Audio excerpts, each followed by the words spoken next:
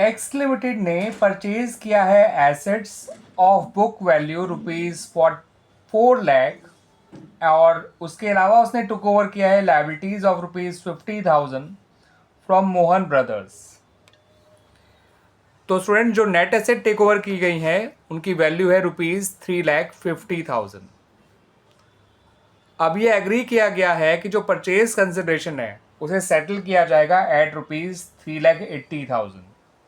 अब net asset है ₹3,50,000 और जो परचेज कंसिडरेशन है वो है ₹3,80,000।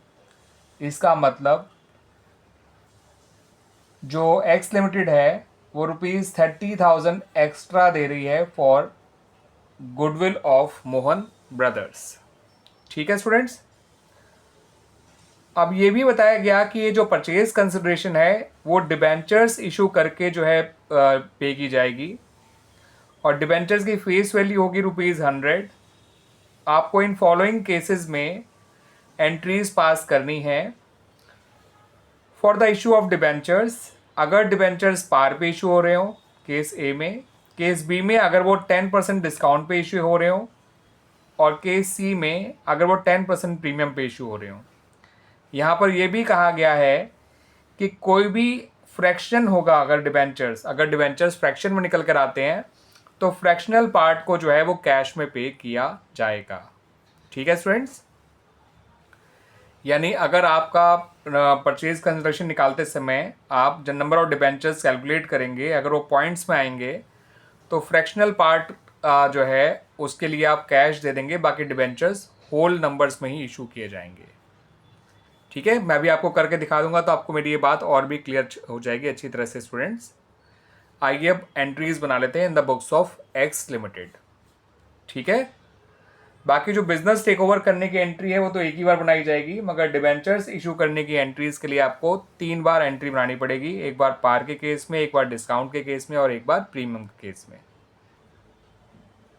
तो स्टूडेंट्स बिजनेस टेक ओवर करने की एंट्री बनाई जाएगी sundry assets accounts debit, goodwill account debit क्योंकि आप गुडविल के एक्स्ट्रा पैसे पे कर रहे हैं उनको, टू सन्ड्री लायबिलिटीज अकाउंट,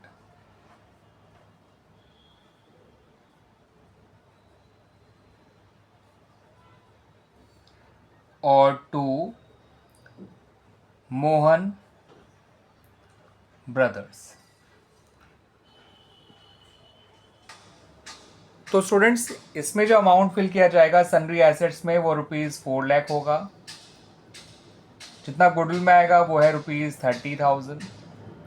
जितना सन्ड्री लायबिलिटीज़ में आएगा वो 50,000 है।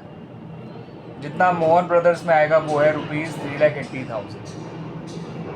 ठीक है स्टूडेंट्स, सन्ड्री एसेट्स में ₹4 लाख, गुडविल में ₹30,000, सन्ड्री लायबिलिटीज़ में ₹50,000 और मोहन ब्रदर्स में ₹3,80,000। अब केस ए के में हम एंट्रीज बना लेते हैं अपनी। जब इन डिबेंचर्स को पार पे इशू किया जाएगा तो हम ऐसे में स्टूडेंट्स मोहन ब्रदर्स को डेबिट करेंगे और डिबेंचर्स अकाउंट को क्रेडिट करेंगे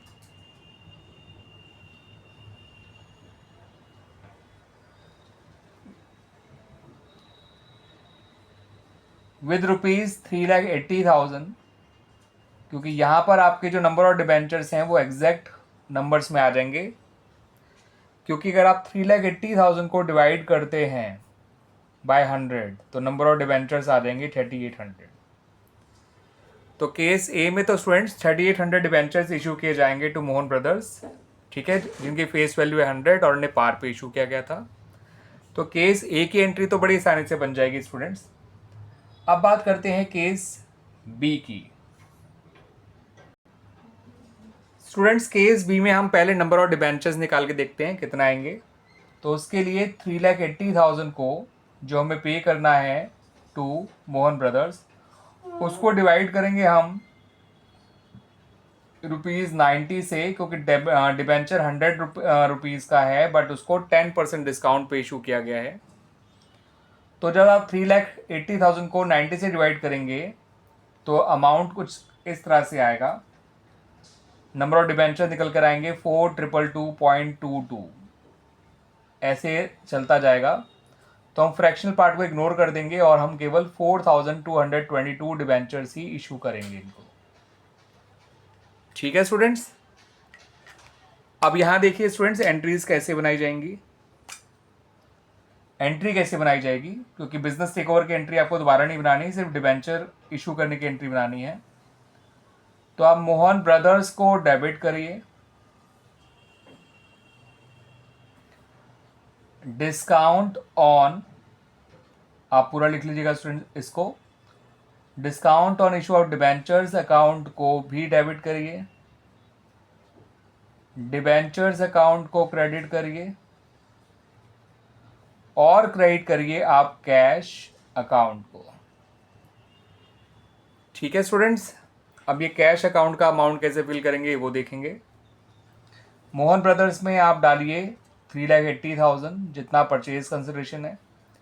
डिवेंचर्स में लिखिए 4,222 इंटू 100 करेंगे तो आएगा ये आएगा 4,22,200। इसी का 10% आप यहाँ डाल दीजिए 42,220। आप इसका जो डिफरेंस देखेंगे स्टूडेंट्स वो निकल कर आएगा ₹20। जो डेबिट है वो क्रेडिट से ₹20 बड़ा है, तो आप उस फ्रैक्शनल पार्ट के लिए जो ₹20 है वो कैश में पे कर देंगे। तो ये 0.22 डिबेंचर्स निकल के आ रहा है ना स्टूडेंट्स, ये उसको ही रिप्रेजेंट करता है ₹20। This was case B. ऐसे ही स्टूडेंट्स केस सी के लिए पहले नंबर ऑफ डिबेंचर्स निकाल लेते हैं। जो अमाउंट पे करना है वो है 3,80,000। यहाँ पर डिबेंचर का इशू प्राइस आ जाएगा 110। इसको 110 से जब आप डिवाइड करेंगे स्टूडेंट्स, तो जब आप 38,000 को 11 से डिवाइड करेंगे तो ये निकल कर आएगा 3,454.54, इस तरह से चलता जाएगा।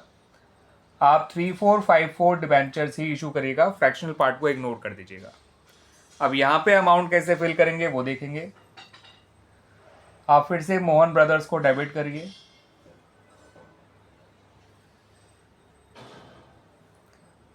डिबेंचर्स अकाउंट को क्रेडिट करिए,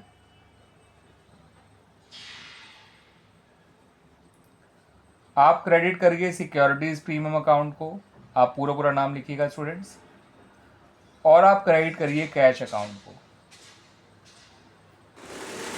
डिबेंचर्स अकाउंट में लिखिए, या पहले मोहन ब्रदर्स में लिखिए 3,80,000। ठीक है स्टूडेंट्स, डिबेंचर अकाउंट में लिखिए 3,454 इंटू 100 यानी कि 3,454,00। इसी का 10% लिखेंगे तो 34,560 सिक्योरिटीज प्रीमियम में आ जाएगा। ये है 3,454 इंटू 100 और ये है 3,454 इंटू 10। अब भी आपकी डेबिट साइड आपकी क्रेडिट साइड से 60 जो है 40 रुपीज़ ज़्यादा आएगी स्टूडेंट्स। ये ना 54 है तो 60 रुपीज़ ज़्यादा आएगी, वो आप कैश में पे कर दीजिएगा। ठीक है स्टूडेंट्स, ये इस 0.54 को रिप्रेजेंट कर रहा है। 0.54 डिबेंचर को, ये कैश जो है ₹60 वे उसको रिप्रेजेंट कर रहा है। तो जब भी नंबर ऑफ डिबेंचर्स आपके कैलकुलेट करते समय पॉइंट्स में आ जाएं तो आप फ्रैक्शनल पार्ट को इग्नोर कर दीजिएगा, डेसिमल पार्ट को। आप होल नंबर्स में ही डिबेंचर इशू करिएगा। ऐसे में आपकी डेबिट साइड ही आपकी क्रेडिट साइड से बड़ी आएगी, तो जितना डिफरेंस होगा उसको कैश अकाउंट के नाम से लिख दीजिएगा। क्लियर स्टूडेंट्स, आ गया समझ में?